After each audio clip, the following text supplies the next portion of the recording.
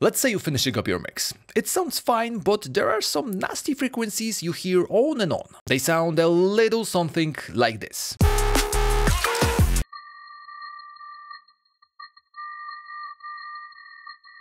One of the classic and most repeated advice would be to search for them by sweeping, but as we both know, now it feels like the whole mix is built out of them and you want to cut more and more and more. Those nasty bits are called resonances. But hey, it's not that you need to cut all of them. In some cases they are useful, but those unmusical ones caused by frequency buildups, recording environment, or even the nature of some instruments and voices are ruining up your mix. The nature of resonances is even scarier once you add there another character. Dynamic presence. They might be gone in some sections of your arrangement or appear randomly to the point that you can't keep up with removing them. That's why using EQ to deal with them is not that great idea. Reso is a whole different story. Before I show you how to use it, here is a quick comparison. First, we have mix without any resonance suppression.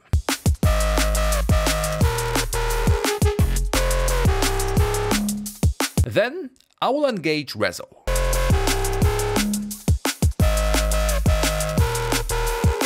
I applied the same cuts on regular EQ, so let's hear a beat difference.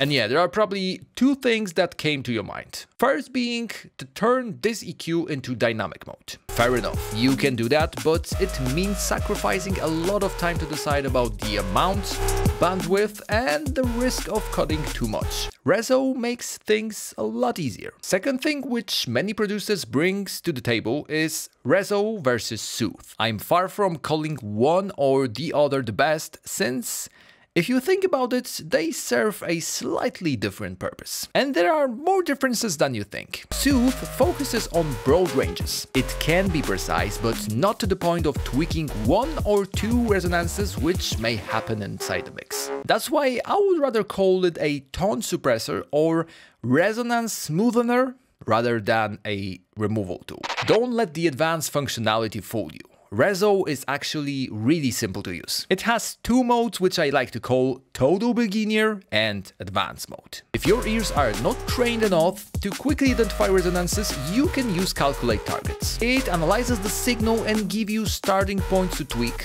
and those are usually the most annoying frequencies. Yes, only with a click of a button. And speaking of clicks, if you enjoyed this video so far, learned something new, and want to know more about mixing, mastering, and how to use our plugins, make sure to click that subscribe button down below. Although it's a good hint, I suggest you to try your skills, train your ears, and try to find resonances on your own. You won't believe, but some are really easy to find. So hold control and simply scan through the spectrum visualizer like this. The cool thing is that scan point is boosted, yet not that drastically as EQ sweep from before.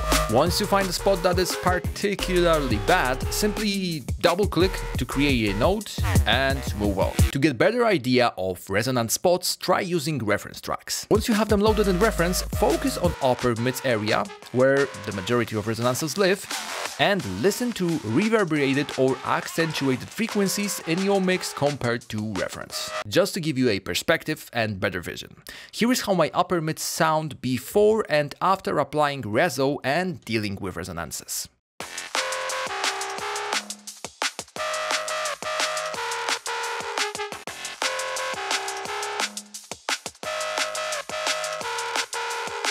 But what happens if you were wrong or need a little bit less of a reduction? Luckily, you don't need to repeat the whole process, and that's where our keyboard shortcuts come into play. Once you hover over the node and press Ctrl, it locks to the frequency. That makes it easy to adjust the reduction by simply dragging up and down.